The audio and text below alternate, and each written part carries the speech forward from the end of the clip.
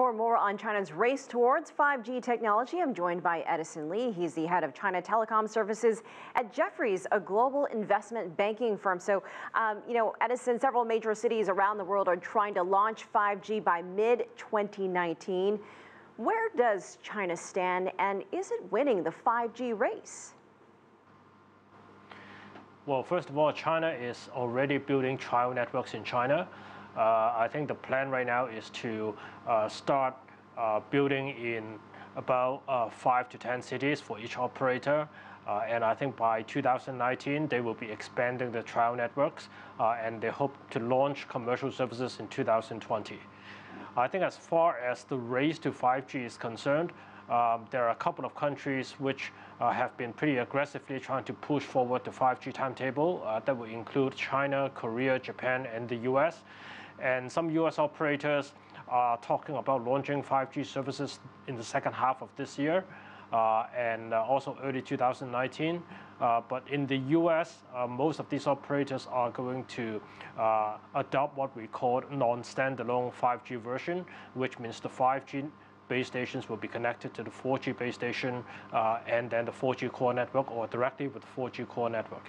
However, in China, I think right now the intention is to launch 5G standalone version by 2020, which means that the 5G network will be able to work on a standalone basis without any connection to the 4G network.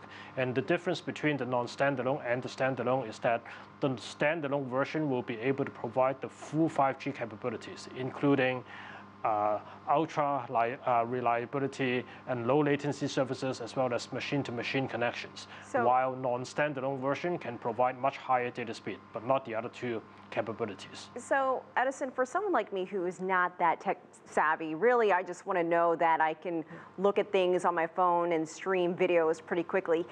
How is 5G wireless game-changing, and what does it mean for not just the economy and for companies, but for everyday people like you and me?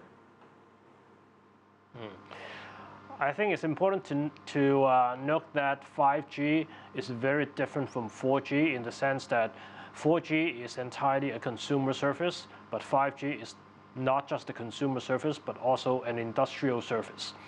From a consumer's perspective, I think our phone will get a lot faster. We can download a lot more stuff. We can download bigger files in a second or so.